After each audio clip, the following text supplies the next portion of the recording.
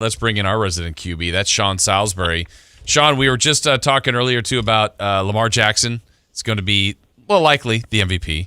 He's going to be younger than Joe Burrow, who's going to win the Heisman Trophy. That's just bizarre. But we were also talking about Lamar earlier, Sean, with just his amount of rushing attempts and rushing yards. Do you personally know your rushing stats as an NFL quarterback? We looked it up. Oh, I have no idea, but it wasn't because they sacks work against it, I think, don't they? College, they were much better until I blew up my knee. Probably on the negative side, I would imagine. No, we got you in the positive, but how about just a guess at your longest run? 12 yards. Pretty good. 11 yards. 11 yards. Your last year with the Chargers. Wow. There you go. There you go. The fleet-footed Sean Salisbury. And I actually, what's funny, I was running 4.7 in high school. I used to run, we ran the veer at times in high school. We mixed it into our offense. No, I ran the ball quite a bit in high school. And, and when I first got to college, I was a pocket guy but could extend and they'd blow my knee, and then I became a guy who couldn't move out of a hula hoop. So it was, change the game, man. But it's fun to watch these guys who are multi-dimensional. And we look at a guy like Joe Burrow, his pocket presence is about as good as I've ever seen. I'm dead sorry, all coming out, but the DNA is part of it and understanding, processing information. But he's tough, and we could see he's one of those guys when you say, well, he's a pocket guy. But you watch Joe's tough. He extends the play, gets down, takes on guys. Some teams are going to be really lucky, and whether that's the Bengals or somebody else, to get this guy. And he hadn't even played. He doesn't even know how to play football yet. Wait till he learns how to play. But what a great season he's had. And Lamar Jackson is the most valuable player in the league. And he doesn't have to play the last two games, and he wins it. But he'll play the next one and then sit out the last one. They'll be the number one seed. Lamar Jackson will win an MVP, and it's the greatest 12-month quarterback turnaround and from the way people felt and what that offense was to this that I've ever seen. And that's the truth. Sean Salisbury with us. We didn't get to talk last week. I always save up questions for Sean when I have arguments and debates and stuff. I want Sean to weigh in. Sean, I don't mind LSU being number one. I don't. The resume speaks for itself, but help me out here. And I'm a Florida State guy. I have no love for Clemson. But I don't understand how Clemson is anything below number two. They had that one close game against North Carolina. They've blown everybody out. Their defense has been insane against the pass. And by the way, they've won 28 in a row. Am I off that they should be ahead of Ohio State, or do you think they got it right? Well, I think if we get it by the letter of the law, to me, by the way the committee's supposed to do it, listen, if you tell me right now, do you want to play Clemson, I say hell no. Yeah. Well, honestly, it's kind of two-pronged for me. And you wanted to be the one seed because you don't want to deal with Clemson. No disrespect to Oklahoma, but be gracious. I don't want to play Clemson, with Lawrence and the running game. They're as gifted as any team in the country.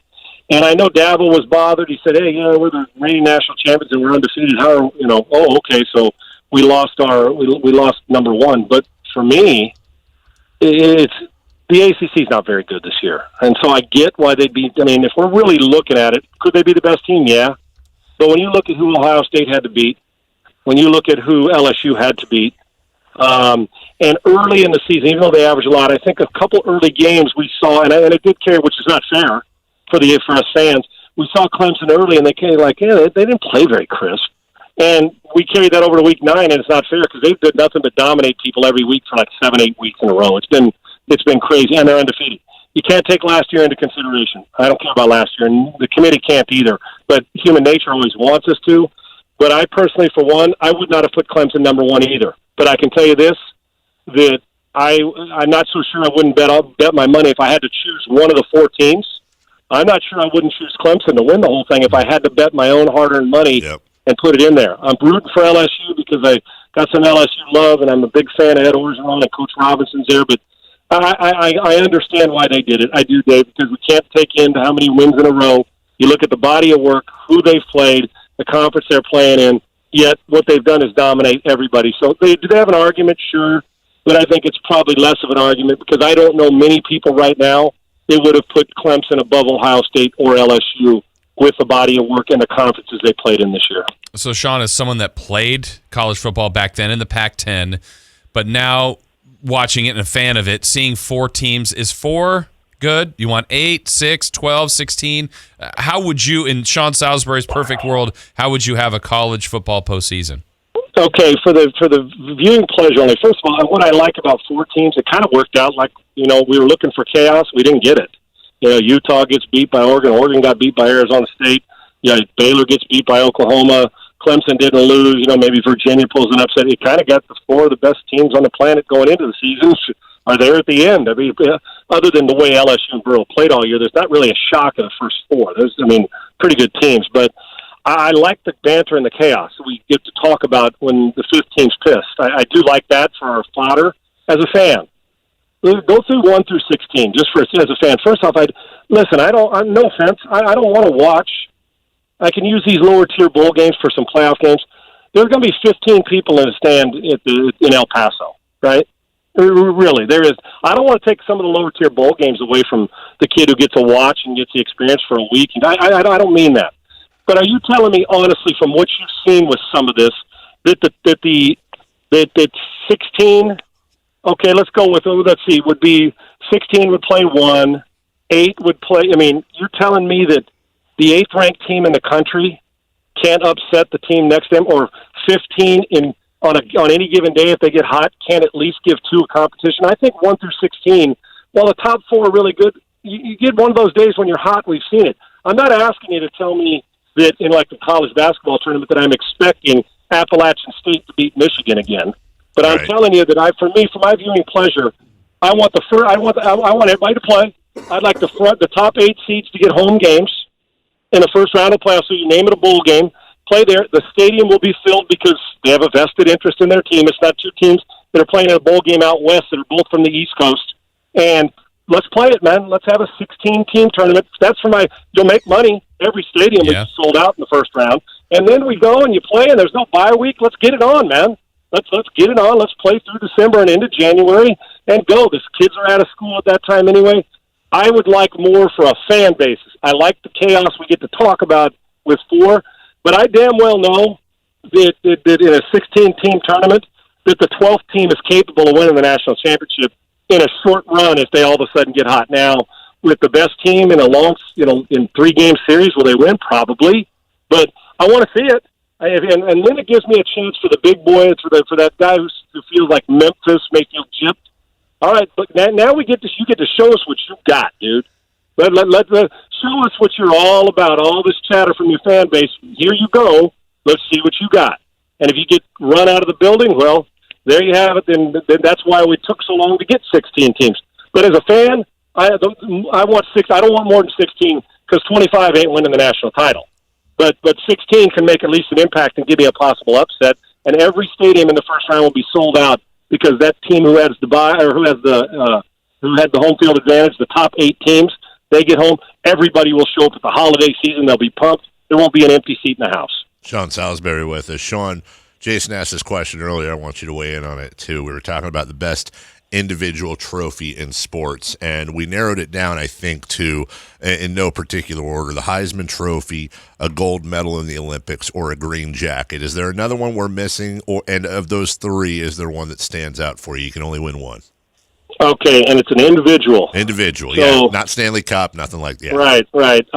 Let's see, you said the Masters, green jacket, yep. The Heisman Trophy, or a gold medal? Yeah. I would think that as far as, because it's a smaller group, you'd think, well, a green jacket, for those of us who love golf, you put a green jacket. But to me, prestigious-wise, when you represent your country, it's got to be a gold medal. Sure. I mean, you're talking about the people you've had to deal with. Well, at Augusta, you're dealing with however many people are in the tournament. As far as a Heisman Trophy, you're dealing, let's face facts, guys, you've limited it, even though Chase Young's there. It's the top 10 players from the 10 best offenses in the country for the most part, right? Isn't that what it comes down to? So that, although prestigious and equals some money, as does obviously the green jacket.